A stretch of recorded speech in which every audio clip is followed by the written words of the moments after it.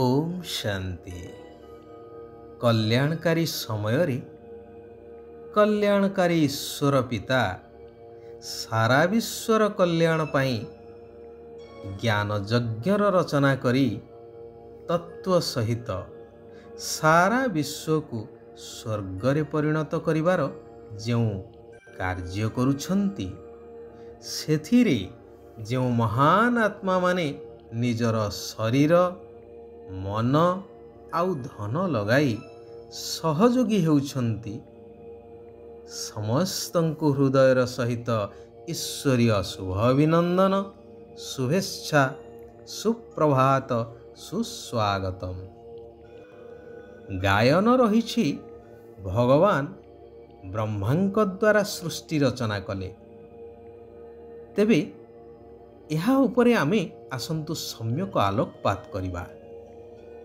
सारा विश्वर रचयिता सर्वशक्ति सर्वज्ञान गुणर सागर दुखहर्ता सुखकर्ता सर्व आत्मांकर पिता परमात्मा भगवान जहांको सारा विश्ववासी डाकुछंती मुक्ति जीवन मुक्ति पाइबा पाई से आसी सृष्टिर रचना करुछंती अर्थात सुंदर सुखदायी सर्वश्रेष्ठ नूतन दुनिया जहाकु स्वर्ग बोली कहि परिबा ताहार रचना करिवे निश्चय।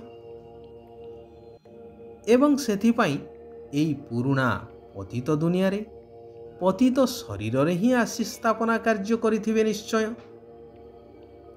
एवं स्थापना परे एई दुखदायी दुनियार विनाश निश्चय होइथिबो। एतिरे संदेह करिबा बा कल्पनार कथा तो किछि नाही। आउ एई सुंदर दुनिया स्थापन करिबा अर्थात सेही दुनिया पाई प्रजा तो दरकार ना। तेणु प्रजापिता ब्रह्मांक माध्यम रे ज्ञान सुनाई ब्रह्मा मुख वंशावली ब्राह्मण ब्राह्मणी रचना करुछंती जो माने कि सही नूतन दुनिया रे दैवित्व को प्राप्त करी राज्य भाग्य भोग करिवे।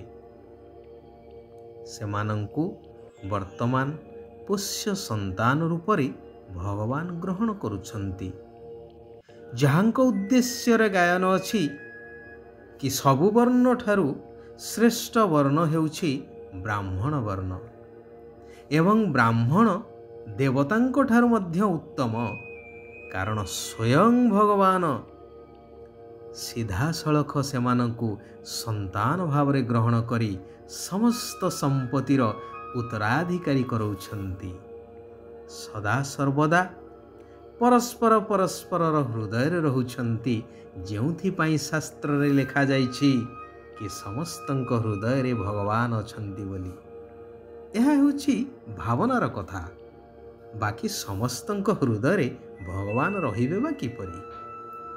भगवान एक कोटि कोटि हृदय रे जदि रहुथान्ते तेबे डाकिबार आवश्यकता पड़ंता नहीं कि भगवान को आसीबा को मध्य पड़ंता नहीं। आउ विशेष भाव रे जहा कुहा जाइछि गीता रे यदा यदा हि धर्मस्य ग्लानिर्भवति भारत ताहार कोनोसी तात्पर्य रहंता नहीं।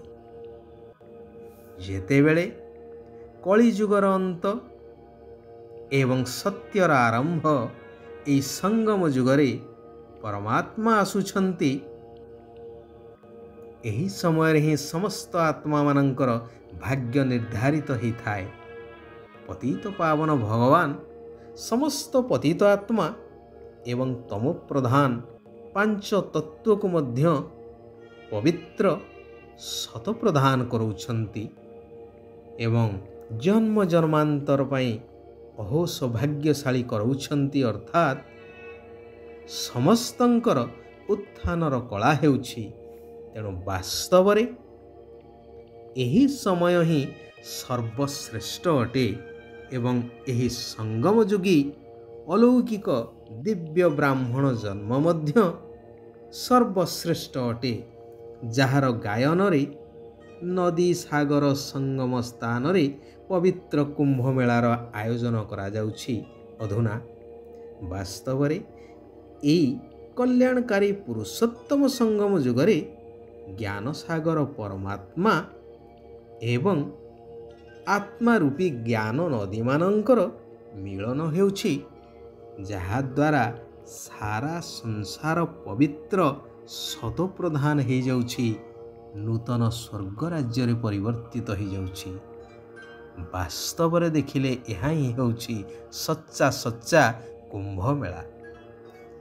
ନିରାକାର ପିତା ଏବେ କହୁଛନ୍ତି, ଆତ୍ମିକ ସନ୍ତାନମାନେ, ତୁମର ଏହି ଜୀବନ ବହୁତ ମୂଲ୍ୟବାନ ଅଟେ, କାରଣ ତୁମକୁ ଏହି ଜନ୍ମରେ କଉଡ଼ିରୁ ହୀରାତୁଲ୍ୟ ହେବାକୁ ପଡ଼ିବ।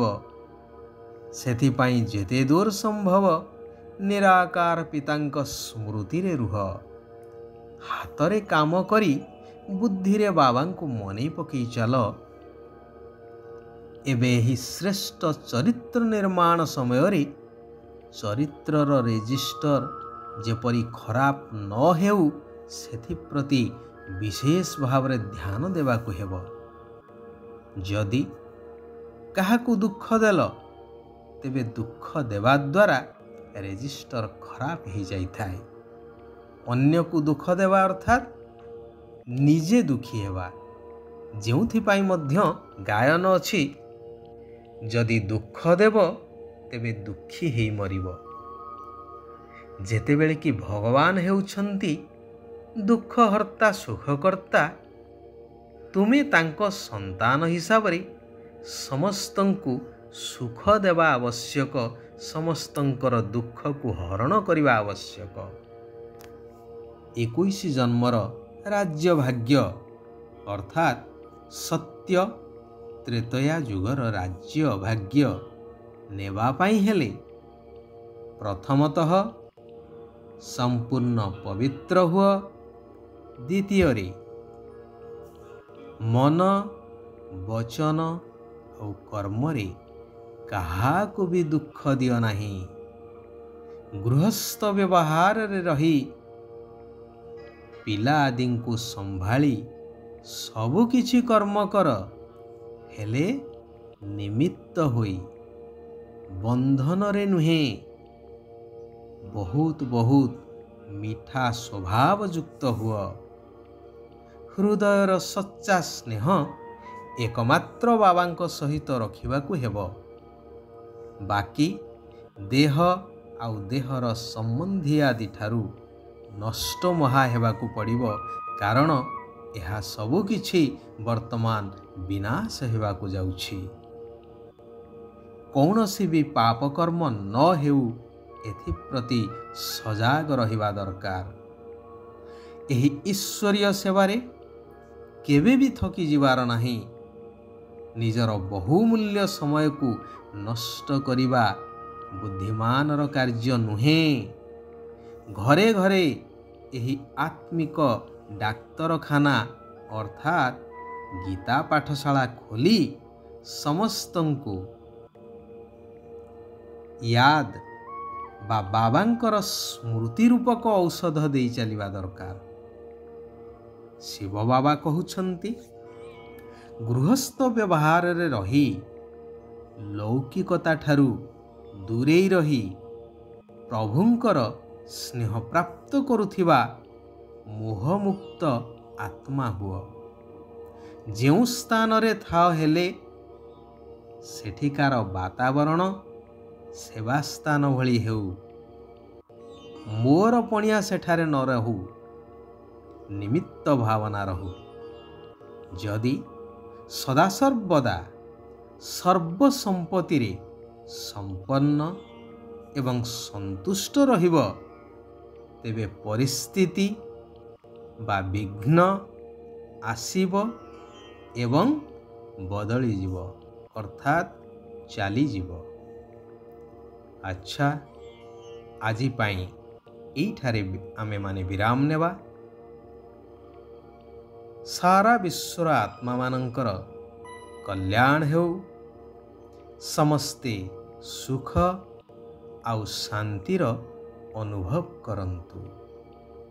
ଓମ୍ ଶାନ୍ତି। ओम शांति। ओम शांति।